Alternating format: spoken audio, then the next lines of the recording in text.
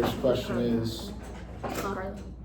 Oh, okay, so today in our podcast, we really wanted to focus on sports and kind of like the different communication theories that we've talked about, the small group communication theories in like our sports teams, because we have people who play with big sports teams and smaller sports teams, and so we really wanted to put an emphasis on that. And then we also wanted to evaluate the role of families and the communication theories that go along with families, and then also the theories that connect with like workplace environments and how they affect relationships. alright, starting off like pretty simple, what is small group communication? For this one, I said small group communication just like consists of a shared identity, roles, and norms within the group. There is some interdependence, but the whole group usually has a common goal. This can also be like a wide variety of people. It could be like 3 to 12, so like it doesn't have to be a set amount of like number of people, but it does have to be not more than 2, but you know, just like a smaller group and one that all corresponds and gets along together. So. I mean, small group is anyone with like 3 or more people that have like a common goal, so like a family, a team, a work group. I guess like we're a small group because you know we're here for the project, and it's I think something interesting with like small group communication is like the way that like the number of relationships like increase exponentially, because if you have like 3 people, you might have like 6 relationships, but if you grow up to like if you have 10 people, then there's 45 different relationships connecting all 10 people. And I think that was something interesting that we've like kind of talked about earlier on in the semester. Yeah, I kind of have pretty much basically the same thing you guys about how small group communication is just how a small group of people come together, they share ideas, and they work together towards a common goal for something or anything. Yeah, I have something similar to that. I also have written down that everybody in the group can influence one another, and that communication flows in multiple directions, not just between like 2 people, compared to interpersonal communication, which our second question is, what is interpersonal communication? I mean, you go. Obviously, this is like a more intimate and like immediate form of communication. It's between 2 people. These 2 people usually create like a mutual understanding, and the communication is a little bit more simple and less complex just due to the fact that it's between only 2 people. Yeah, I mean, interpersonal communication is like it's a linear form of communication where it's just a one line between one individual and another individual, so it like leaves a lot of like uncertainty out of it because it's so like intimate and personal, because it is only a like 2-way relationship between 2 people, so it kind of simplifies it, and that's what makes it more personal versus small group where there's added variables of more people and more opinions and more thoughts. Interpersonal kind of keeps it contained because it is only 2 people. Yeah, it's just a really face-to-face conversation. I feel like those are the most personal type of conversations, interpersonal. But I feel like those where people have like more of like, especially like couples, I feel like that's when they talk more. They share more of like together, like they talk more together. It's like the more personal and in-depth conversation with each other. Yeah, I agree. I've written down that interpersonal communication needs more trust, negotiation, and has more emotions when 2 people are talking. And then the third question we have is, how do these 2 types of communications differ, and how does the complexity of communication increase as the number of people in the group increases? Like systems theory. I can go. So we kind of talked about like the differences between interpersonal and small group kind of already. However, small group communication, like we said, like there's more voices, so there's more ideas and opinions kind of always that are going to be added into the group. And it kind of connects to the systems theory, because the systems theory says that as people get added to the group functions like a system where communication pathways increase exponentially, like I kind of said earlier. For example, the idea of like how an interpersonal relationship is a linear one-way kind of thing, whereas once you start getting up to more and more people, you know, 6 people, you might have 10 relationships, and then 10 people you're gonna have, or sorry, 4 people you're gonna have 6 relationships, and with like 10 people you're gonna have 45 relationships. And it kind of just shows like how as the number of people increase in a small group, you're gonna have exponentially more relationships that kind of like all interconnect to make the team and the group what it is. I just kind of wrote down a few differences like between the two. So like I said earlier, in small group compared to interpersonal communication, small group is definitely more complex compared to the interpersonal. Along with the roles, like small group compared to interpersonal, there's definitely more formal roles. In the small group and interpersonal, there's kind of informal roles since it is just a two-way relationship. The dynamic within a small group compared to interpersonal is more layered and shifting and constantly changing, while interpersonal can be more equal and it's easier to balance and maintain because there is only two people. So Yeah. As you know, interpersonal is very one-on-one, and small group is just like a bunch of people that come together. But I feel like, and the more people that join, it's much more. There's a lot more voices, a lot more opinions. I feel like, especially me, like if I'm talking like one-on-one with my coach or something like that, it's very just like my opinion, her opinion. But when more people come in, it's just a lot more voices, a lot more opinions, and I feel like that can like change and shift like the different type of conversations. Do you guys think that like with more people in a group that like miscommunication like increases versus like when it's only like two people? Yes. I think so. 100%. I think I've written down the more people equals more moving parts, which makes communication more complex, which I feel like can add to like miscommunication when people like uninterpret or like misinterpret like other people are saying. That's when like rumors get spread and stuff like that. And even if there is miscommunication in a big group, like it's already gonna be harder because there's gonna be so many different people and like values and like the way they like think about and view things. Like there's gonna be a lot of conflicting opinions on how they would handle a situation.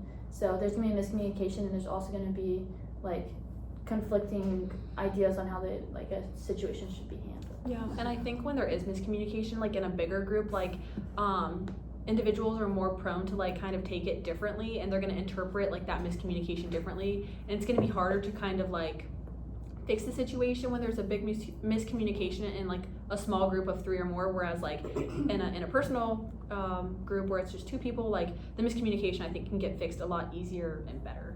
I also feel like in a big group of people, like people take things different ways. So I feel like it would kind of feel like that's how Travis said like the rumors would spread and stuff like that. Yep.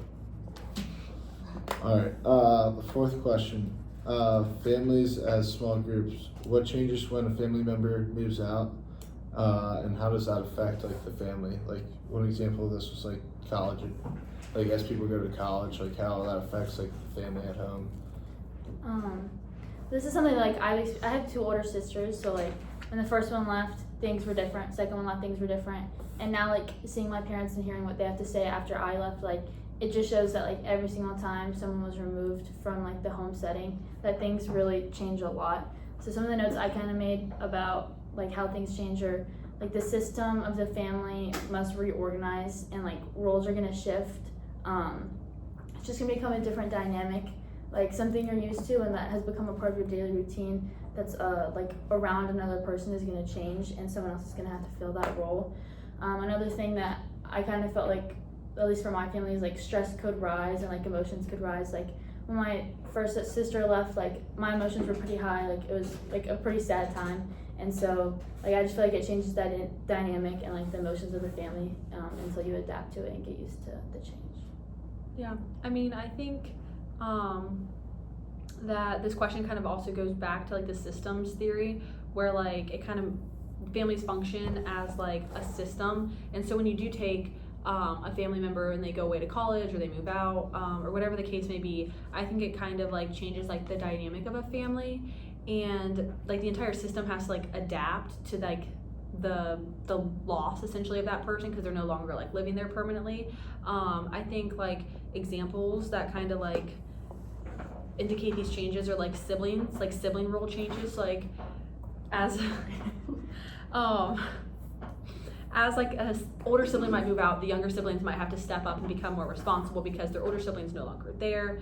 I think also like parent expectations might change, like when their oldest moves out, or you know even their middle kid or younger kid moves out, like the expectations and like the responsibility of a parent might change because they might no longer have to like care for like their kid that's like living at home. Yeah, I have written down that the system theory says that families are independent, and when one part of the system changes, the whole system has to adjust. And I feel like that kind of does go along with like my family because I'm the youngest. I have 2 older sisters, and my oldest sister moved out, and my other sister is working on moving out right now. And my parents, I feel like, are so used to having such a hectic household that now it's just kind of like my parents have to figure out what to do next. Like, their 3 kids aren't there anymore. And I don't know, I just feel like it just changes the whole system of how like a family and a household works. Yeah, I've written down like responsibilities, like chores, and I mean, like, I know for me, I'm the oldest, so when I moved out, my parents had to figure out a ride for both my brothers to school every morning. So I think that like changes, and then parents also have to communicate with their other kids differently too, because they can't communicate through like the oldest child or like whoever moved out, and then like new patterns form, like calls and texts and visits to like the person who moved out, which affects like the way people communicate. All right. Now this next question is, how does interpersonal and group communication differ by the size of a team? So like smaller teams with like probably less than 25 people compared to like larger teams with 50 plus. Yeah. I mean, being on the basketball team here, we have like 16 people on the team. So I would say that like smaller teams tend to have stronger like leadership within them and also stronger relationships. Like I would say I have a pretty good relationship with every single teammate, and it's also easier to have like a leader and bring the group together as one, because I mean it's a smaller group to bring together and all get on the same page. And then it's like you're on a lacrosse team, I know you guys have a lot more players than that, and I mean I've never been on a bigger team than a basketball team, but I know like with a larger team, like I would assume they could face challenges like some coordination and maintaining cohesion as a group, and this just kind of emphasizes like the natural group boundaries and independence that like can come with the bigger groups and make it harder to like be as one. But like you can do it. It just will definitely take more work. Yeah, I like when I was in high school, played travel ball. The max girls on my team were 13 to 15. And being here, we have 18 girls, and I definitely, like, even with that, just a few minor change of numbers, it definitely does change. I will say the smaller group was much more intentional with each other, like everyone knew a lot more about each other, and I feel like with the larger group, it kind of just leaves more room for miscommunication with each other, and not everyone is as close with each other, but that's just my personal. Yeah, I mean, I played on a lacrosse team in high school, all throughout high school, where like we had 30 girls on varsity, and then obviously you had like whole JV team, so together it ended up being like 50 girls. And then obviously playing basketball now and like playing basketball through high school, I can kind of see like the differences in both, and how like with a bigger team setting, like the leadership is a lot more like diffused, and there has to just be like formal communication directly, like typically from the coach, because even as like a leader on a team that big, like it's hard to kind of get all the information across. Whereas I feel like a smaller team, like you have a lot more personable connections with your teammates. You know all of your teammates better. I honestly would also argue that like on the field or on the court, like you also kind of, by having a smaller team, it's more intimate, and so you know your teammates' tendencies a lot better, I would say, versus like on a bigger team, like you're not as personable with your teammates, so you might know their tendencies, but I don't feel like you'll know them as well as you do like with a smaller team. And this kind of connected with the bona fide groups theory that kind of talked about like smaller groups having tighter interdependence, and like there's less like subgroups like that we talked about with like bigger teams that are going to have those like subgroups, where like lacrosse you might have your defense and your attack and your middies that kind of all kind of connect, and like they're kind of separate because they're all playing different roles, and as they like move up the field, like they're gonna really like stick with their kind of like group that's playing all the same position. Yeah, I'll speak on the larger teams. I mean, our lacrosse team this year I think is 60, around 60 players, and well, I mean, I feel like I don't know like all of them like too personally. I've definitely got to know like all of them, but what's definitely helped is like the subgroups that we formed.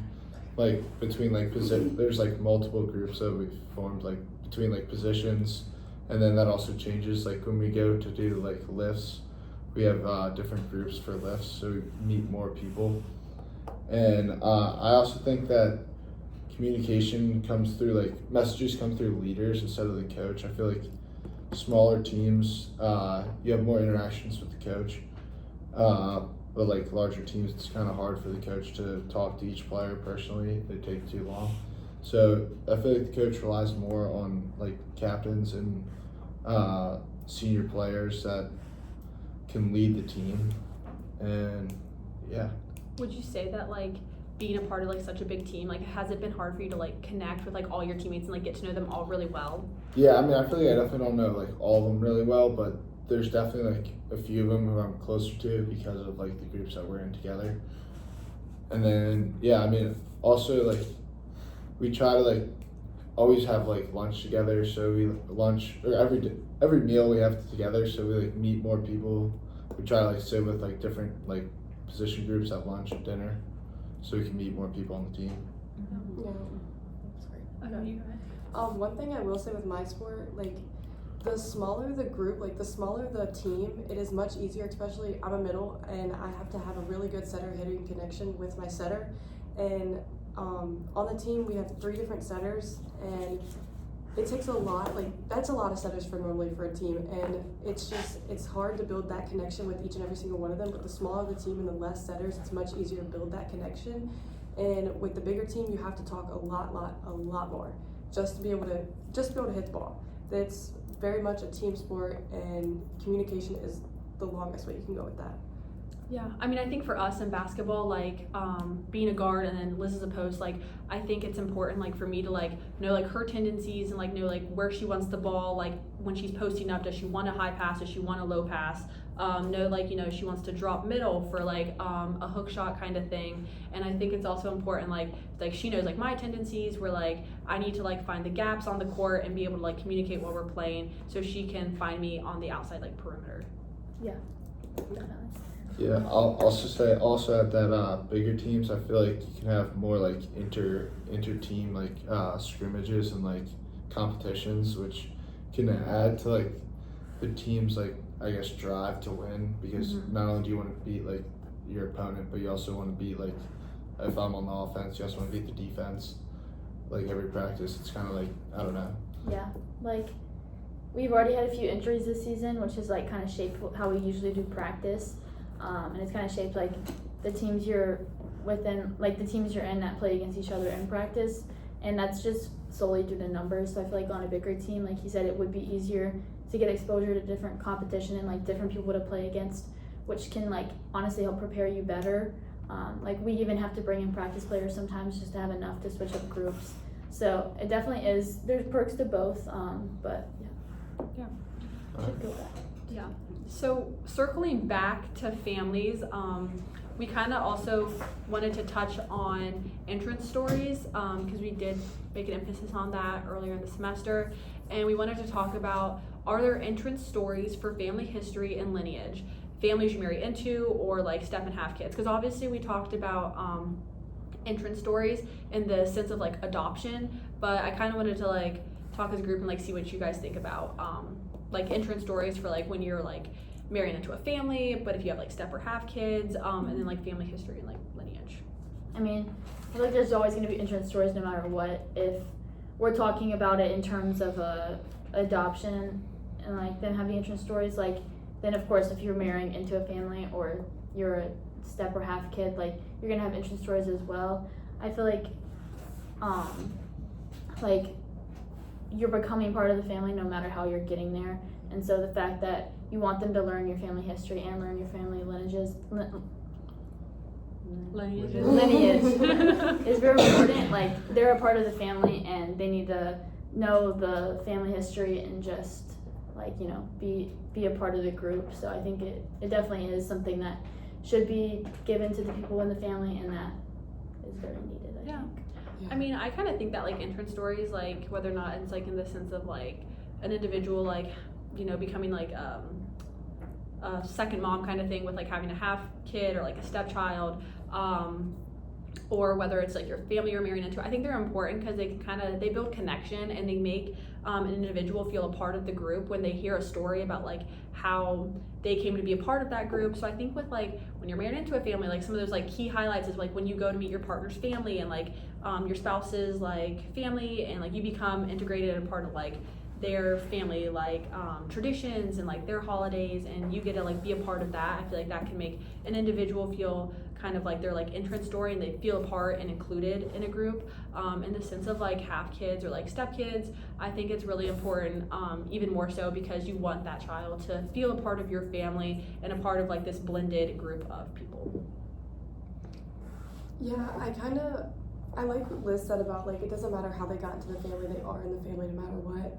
And I kind of feel like that's like also, even that just right there is like an entrance to like a family. That is, if you are a part of the family, if you get into the family, you are a part of the family. It doesn't matter how you got there, it doesn't matter anything like that. So I really like that. Yeah, I agree. I feel like it's all about like building or like being a part of the traditions and like the social norms that the family has, and like kind of adjusting to those. And sometimes the family has to adjust to like the new member coming in, and sometimes that like changes depending on who's coming in and like how the family was before. All right. Yeah. I recognize that. We have another one that we kind of went over. So again, back to like one other kind of aspect of the systems theory that we kind of did not touch on was what is like the cultural and like societal influence on family structures. And some of these aspects I feel like can include like technology and then like social expectations. Do you guys have any thoughts about like how technology like on family structure and like on families and like how it affects like family communication and patterns? One thing that like Charlie ended with that I wanted to touch on again was he talked about like kids moving out or leaving for college, and the role that communication does play in that.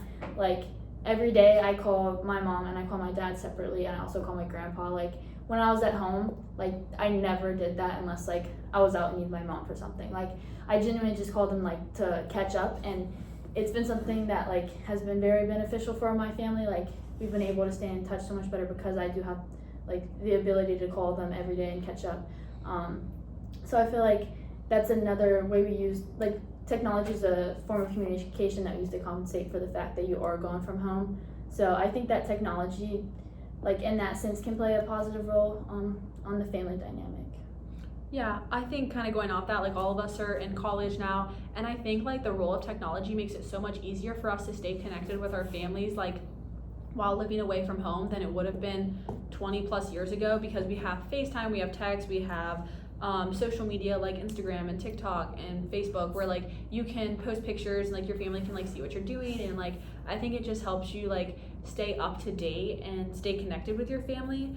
I think another role like that kind of, or another cultural societal influence on family structure is like social expectations. That kind of touches away from technology. However, I think it's another important thing that like affects families and like family structure, because I think with like different social expectations, there's different expectations for women and then men like in a family dynamic. And I think that like again kind of connects to technology. The use of media can influence the way that like gender roles are like perceived, and like this, it kind of, the use of media can influence the social expectations for men versus women. And then I think the use of media can influence like the kind of parent environment and like parent expectations. Yeah, I kind of with like being able to like talk to your parents like while you're at school, even like it's not even just that. Like when I was at home, I'd have to like call my sister so I could talk to my nephews, because I haven't seen my nephews in a while. Like communication or technology is like probably one of the greatest things since I've come to college. It's helped me so much to be able to stay in contact with my friends and family at home, even though I can't see them every day and I don't live that far, but it's still nice to be able to reach out and talk to them. And I feel like, honestly, I feel like that has made some parts of me and like some parts of my family and friends like a lot closer, because when you're gone, like you don't realize what you have until like you're not there anymore. So I feel like that just kind of helps a lot. So Yeah, I agree. I think technology's definitely helped communication between like family members and friends too. Like, I mean, being able to talk to anyone like pretty much anywhere in the world now is like pretty game changing in my opinion.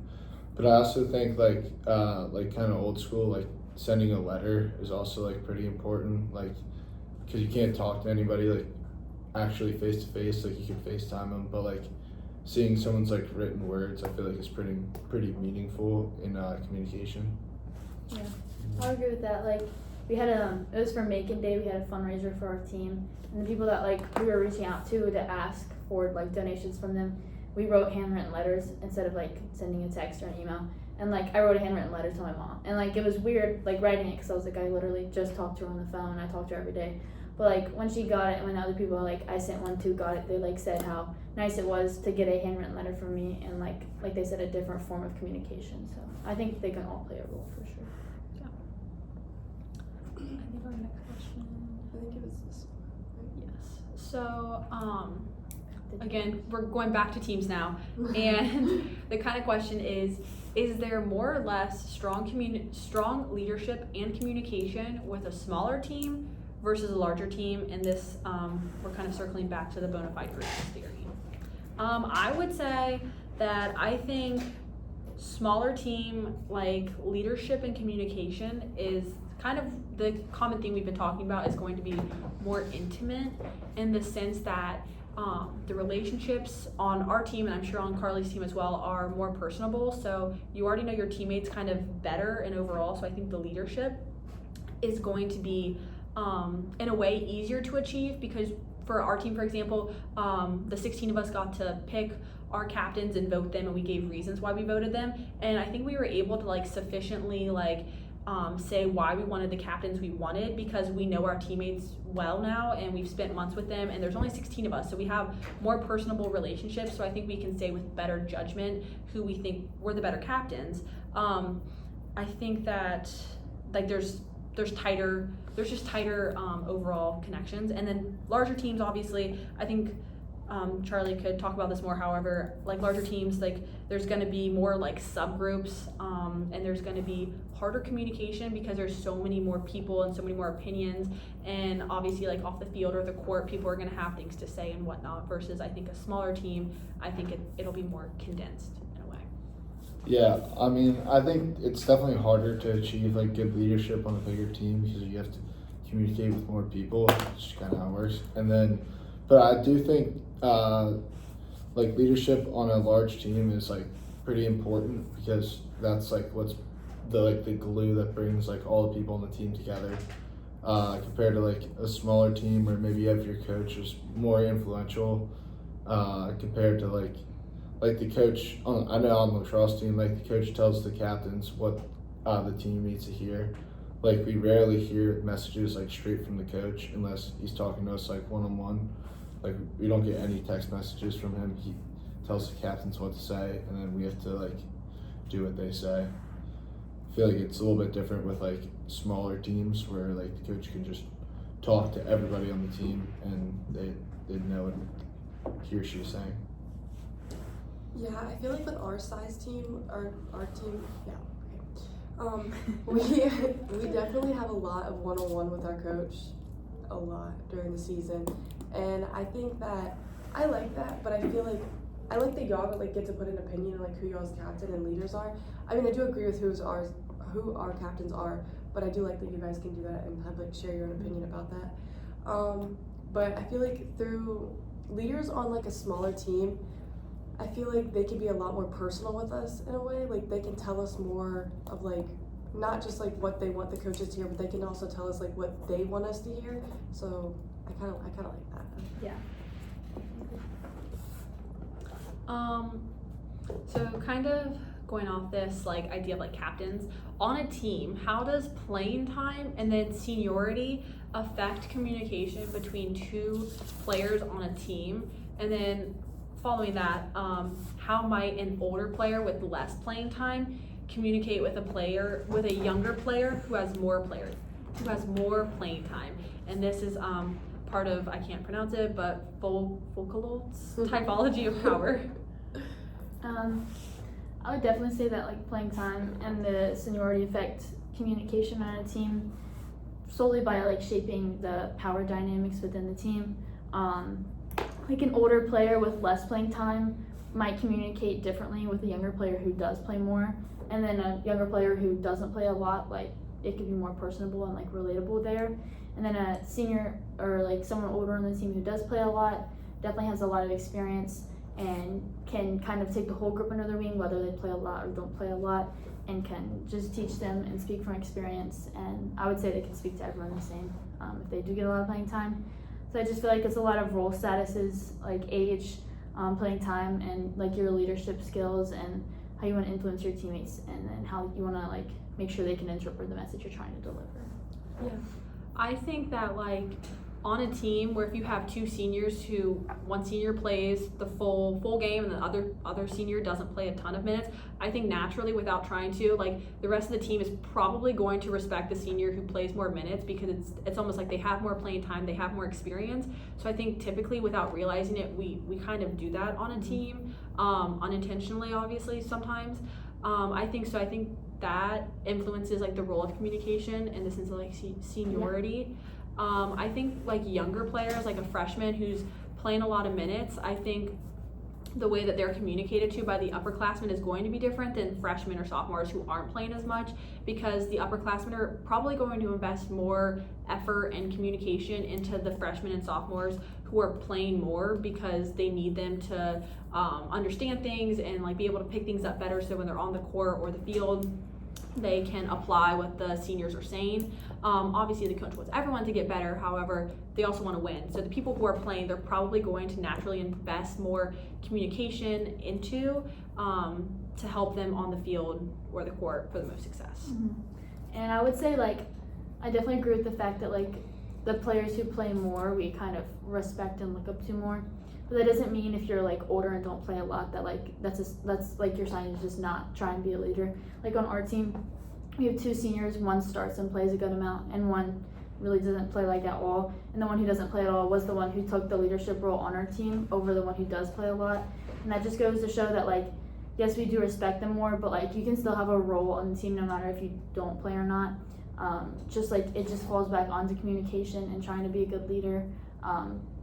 So playing time does play into it a lot, but it's not the sole like basis and foundation of who you respect as a leader, I feel like. No, 100%. And also like kind of what Liz said, like this other senior on our team, like she is a leader, like maybe not necessarily on the court in the game, but she is a huge leader off the court, because like for our team, like she started like a Bible study, and so like every Sunday now a big part of our team will like meet up and like do like Bible study and stuff like that. She has organized like different just kind of like non-profit, but she did like a angel tree thing for like some kids in need, and she like helped organize that, and like just like did a bunch of like outside of like our sport thing to bring our team together and be a leader. So I do agree that like it isn't necessarily only on the court where like seniority is gonna play a part in the role of communication.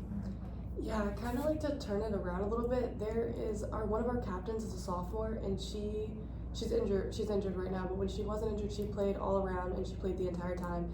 And you can definitely tell, like, even the seniors would talk to her differently, and they would look up to her, even though she is younger. She just has like more of like that experience of what we're all trying to get. But the communication is definitely different, and we have two freshmen that play all around too, and the upperclassmen do talk differently to them, but not in a bad way. Just they depend on them during the game, so they talk to them in more of a upperclassman way. Yeah, I've written down that players that get more playing time normally have like more influence in what the team does, and like that's like shown by like how other members on the team like view them. I also have written down senior players with less playing time can sometimes feel like undervalued, and like because they don't play as much, people don't look up to them as much. And then younger players with lots of playing time feel pressure, confidence, and sometimes maybe guilt because they're playing over players who might be older than them and have more experience. And then one example of this I found was on our lacrosse team. The captains were picked in like last spring for this year, and they were picked by all the returners, and a junior was picked this year, and he's a backup midfielder, so he doesn't play as much, but I feel like everybody kind of respects him because he has like so much like wisdom for like the game. Even though he like doesn't play as much, he's still like everybody respects him. I thought that was kind of interesting. Kind of very similar to this idea, but how do like different role statuses, so we kind of already talked about this, but like, you know, your age, your playing time, your leadership, shape the way that teammates like give out communication and like how they take in and like analyze communication, but also like criticism and like, I would say like the negative feedback as well. I would say like, I mean, I don't know, I think upperclassmen, when they kind of talk, they don't ever usually typically talk down to like underclassmen, but like if they have like a negative criticism, I think typically, at least for myself, like I would take it like with a grain of salt and like understand it and move past it. Whereas I think like typically people like in the same grade, I feel like that's where like the problems kind of arise, because I think when you're in the same grade, you take it way more personable, because it's like somebody your same age and like same like playing level in a way. Whereas I feel like older upperclassmen, like senior to freshman, like as a freshman, I feel like you'll take it a lot more like understanding, and you'll apply it and you'll use it to get better. But I feel like typically, at least in basketball, like I've seen that girls, especially like on the same grade level, kind of take it a lot more personable, and I think it sometimes creates like drama in a way. Yeah, I kind of noticed like that same thing. It's like, and there is like a couple seniors that like fight for like the leadership role because they want to be able to like kind of like the one in charge is what I would say with that. Because the leaders for our team, they like do everything, they plan everything. They do pretty much everything, and I think that I do agree, like it does create like a big miscommunication and kind of a little bit more drama, and yeah, sorry about that. Yeah. Yeah. Can you see the next one? So next, we're going to talk about kind of like roles at work. So the question is, how do the different roles at work affect the ways that communication works within a company? Okay. I think that it kind of goes like the workplace. I think as a form of communication is a lot more like hierarchical, where more of a hierarchy where it's like different like levels. And in a way, like I kind of thought of this as like the onion model that we talked about with interpersonal communication. Obviously it's not like getting to know someone better and better, but I thought of it as the onion model in the sense that like there's different like layers of like the workforce, and you kind of have like your entry like level people versus like your CEOs who are on all these different layers. I think the roles at work affect communication because you obviously have a lot of personnel and staff and a lot of different people who are like coming together to bring the most success to their company. Like I kind of said the same thing, like you just kind of create like a power structure. This kind of influences who speaks, who listens, and how messages are framed. Again, this is kind of reflecting what we talked about in the last question, the Foucault's like typology of power. So I don't know, I just feel like it differs between who has more experience, who's been there longer, and kind of who has that higher up part of the job. Yeah, I agree. I mean, going back to like what you guys were saying about like getting criticism from like teammates who are the same grade, I thought it was interesting how like teams who are like, I guess like the same like level in a company, they like communicate horizontally instead of like managers like communicating down to their employees or employees communicating up to their managers. I feel like teams for the most part in companies, they communicate horizontally, meaning they like communicate with one another like more openly, and I feel like anybody's like free to say whatever they want, and like any idea is kind of like valued, and yeah. Yeah, I would say like the different roles in a workplace create different levels of power for like each job position, and different responsibility and access to information, and all these different types like they shape how communication flows, and people don't talk just differently like to like their coworkers and stuff because of their personality. They talk differently because of the structure of the organization and the different like positions of job that they have. Like some people are higher up and some people are lower down, and technically at the end of the day everyone's kind of reaching towards the same goal, and so. Yeah, I also thought it was interesting how like depending on like role, like the role of someone in a company, that would change like who makes the decisions, who like speaks first at meetings, and like what information they have like access to, and like what freedoms they have during like the work day and like in like the workspace in general. We kind of already again touched on this, but connecting again to like this idea of like hierarchy and then the actor network theory is how does a company organize itself and why. So we kind of already talked about this, but it kind of does organize itself like in a hierarchy sense where you have like your higher up officials and CEOs and executives like kind of at the top, and then you kind of have your like entry people who are kind of just getting their foot into the door of the company kind of at the bottom. And I would say like a good analogy that Charlie just used is like the idea of like horizontal, like there's a lot of horizontal communication across people at the same level, and then there's like more like vertical communication. But I would also say like the vertical communication is going to be a lot less frequent versus like the horizontal where you're talking to the same people that are in the same position as you. I think this connected to the actor network theory because in the A&T theory it kind of talks about this idea of like fixed essence on like relations and like the made connections through like the workforce, and I think it helps understand that performance and identity are constantly being produced through interaction among like actors, because in a way like when you do go to work you are putting on like that, it goes back to like the face theory that talks about like how when you do go to work or when you interact with anybody every day you put on like a face or like a mask to perform. Yeah. Like I said, for like the actor network theory, like this looks at the relationships and network between, like she said, like who you are and like who you are at work, and this kind of like shows like the connections between people kind of will be made and work together to coordinate activities efficiently within like the workplace. And I think we've just kind of all like agreed that a company organizes itself based on your role, based on the power that you hold.